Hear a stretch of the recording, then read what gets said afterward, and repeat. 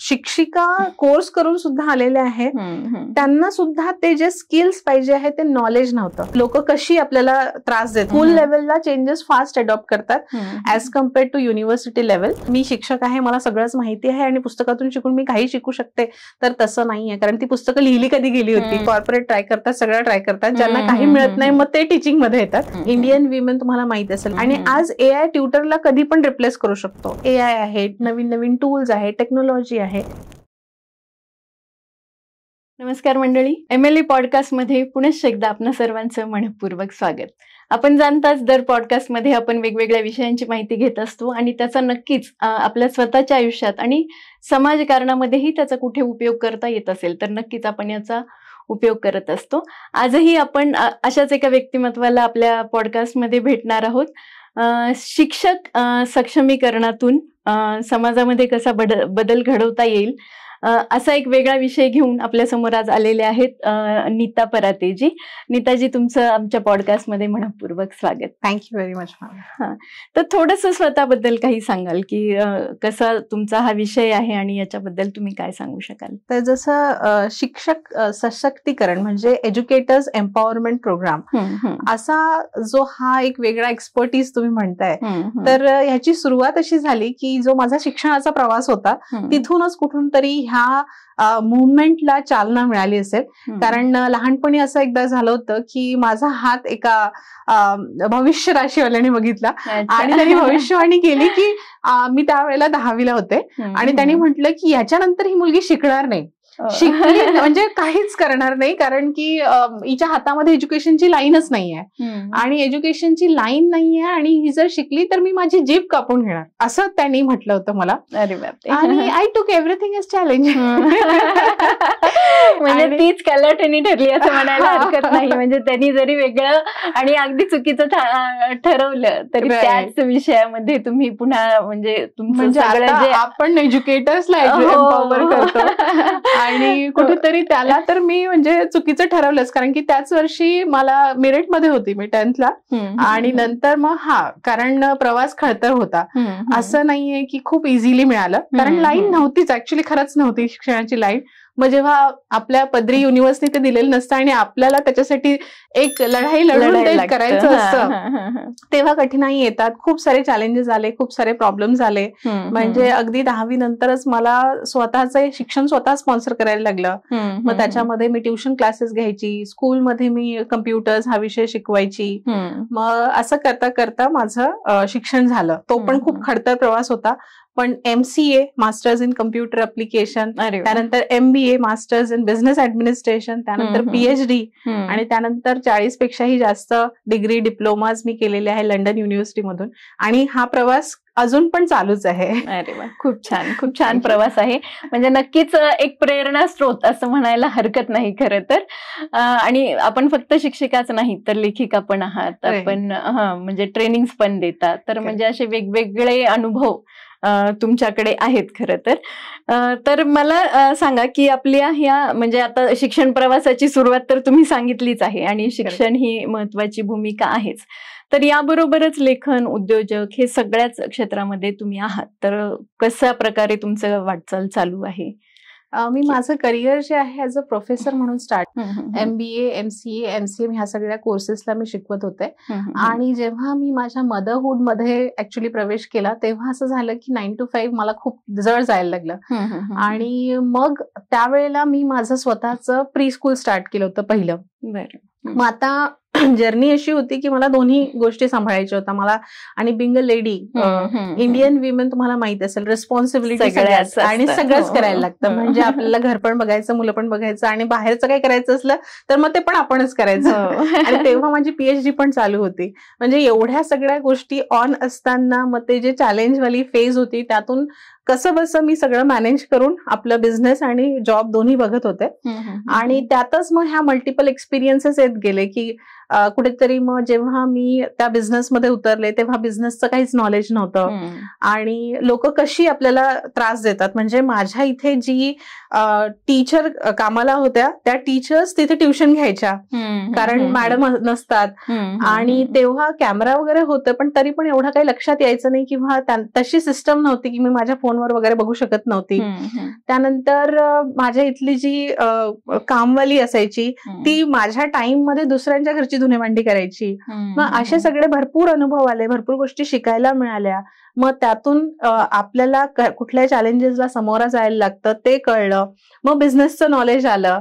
आता जेव्हा माझं ते प्रीस्कूल होतं तेव्हा काय झालं की ज्या शिक्षिका कोर्स करून सुद्धा आलेल्या आहेत त्यांना सुद्धा ते जे स्किल्स पाहिजे आहे ते नॉलेज नव्हतं.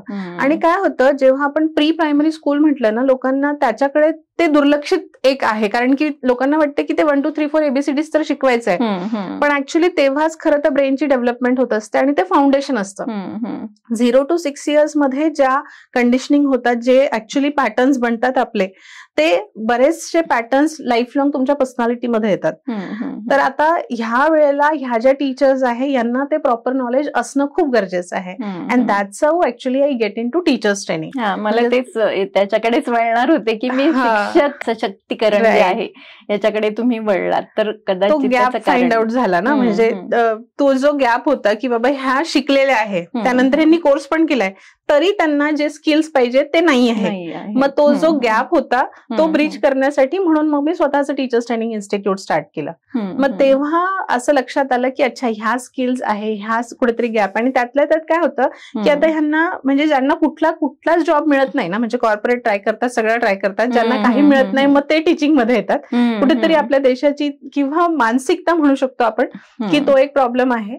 त्यानंतर दुसरा प्रॉब्लेम असा आहे की मग घर सांभाळून मुलं सांभाळून त्यांना थोडासा कमी वेळाचा जॉब पाहिजे असतं. त्या ज्या लेडीज आहेत त्या इथे येतात.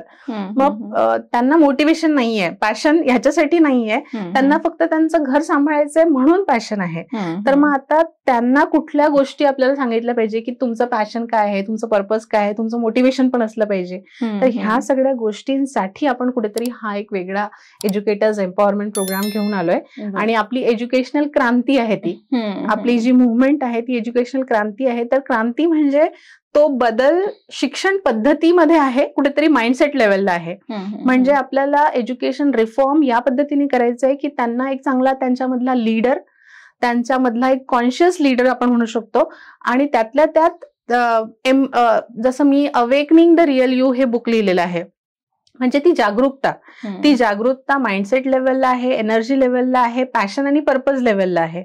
मग कुठेतरी हे जे आहे आर्किटेक्ट आहे म्हणजे नवीन जनरेशन्स हे घडवतात. मग तेच जर मोटिवेटेड नसेल तर कसं होईल, राईट? म्हणून मग कुठेतरी तिथे एज्युकेशनल क्रांतीचा एक मोठा भाग येतो. शिक्षक क्रांती तर तुम्ही घडवण्यासाठी प्रयत्न करतच आहात, पण आजची जी शिक्षण संस्था आहे किंवा ही जी पद्धती आहे तर ही पद्धतीबद्दल तुमचं काय म्हणणं आहे किंवा ती कशी असायला हवी? पद्धती ऍक्च्युअली काय झालं की आहेत गोष्टी भरपूर चेंजेस पण होत आहे आणि स्कूल लेवलला चेंजेस फास्ट अडॉप्ट करतात as compared to university level.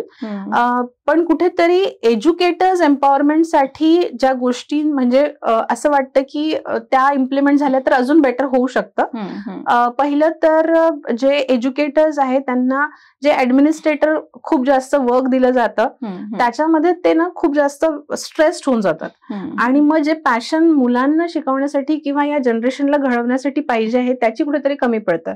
मग जो फोकस आहे तो कुठेतरी त्यांच्या ओव्हरऑल डेव्हलपमेंटवर दिला पाहिजे. म्हणजे फक्तच टेक्निकल नॉलेज नाही तर त्यांची ओव्हरऑल पर्सनॅलिटी म्हणजे इमोशनल इंटेलिजन्स, त्यानंतर मग त्यांचं स्ट्रेस लेवल कमी झालं पाहिजे.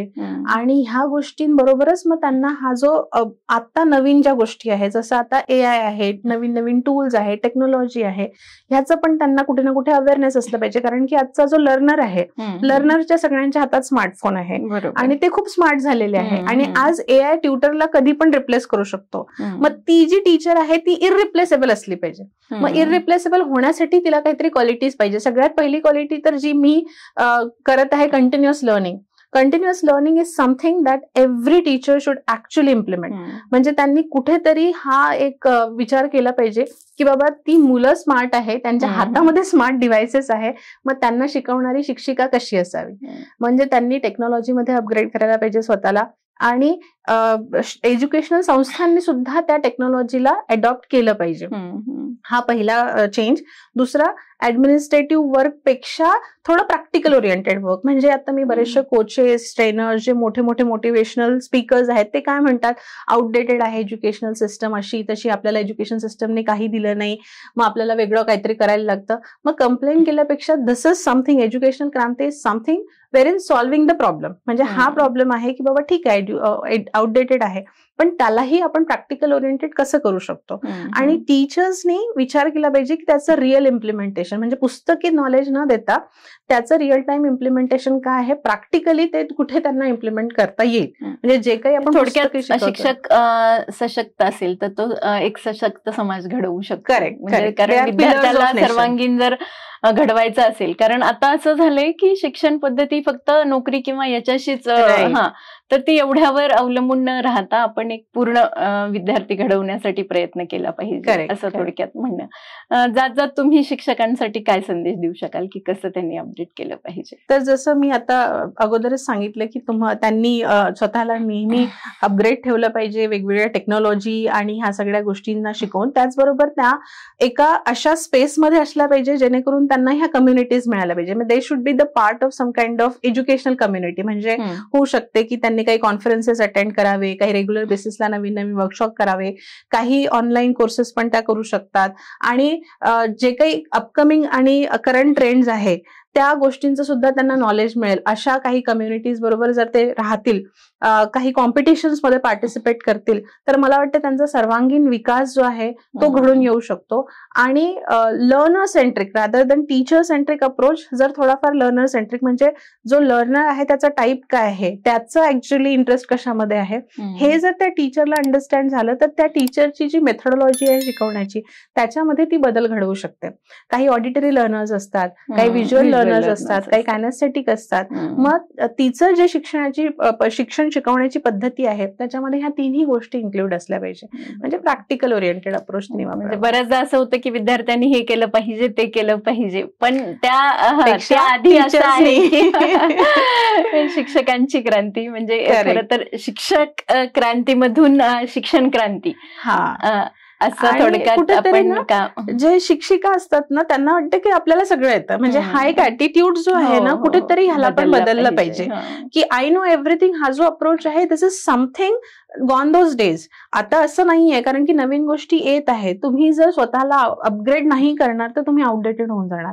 त्याच्यामुळे असं जर तुम्ही करणार की बाबा मी शिक्षक आहे, मला सगळंच माहिती आहे आणि पुस्तकातून शिकून मी काही शिकू शकते, तर तसं नाहीये. कारण ती पुस्तकं लिहिली कधी गेली होती, तेव्हा त्यांना माहिती नव्हतं आज काय जग कुठे गेलेलं आहे. त्यामुळे they need to actually upgrade themselves and they need to work on themselves. Yes, very nice, very nice message. Thank you so much Neetaji, आपण इथे आलात आणि शिक्षक सक्षमीकरणातून शिक्षण क्रांती या विषयावर एक प्रकाश झोत टाकला. नक्कीच सर्व शिक्षकांनाही याचा उपयोग होणार आहे आणि नक्कीच त्याचा ते फायदा करून स्वतःला अपडेट ठेवण्याचा प्रयत्न करतील. Thank you ma'am, thank you. सर्वांना पुनश्च एकदा नमस्कार. आणि आपण आजचा विषय हा ऐकलेला आहेच आणि नक्कीच तो आपल्याला जर आवडला असेल तर आमचा पॉडकास्ट सर्वांपर्यंत नक्की शेअर करा. धन्यवाद.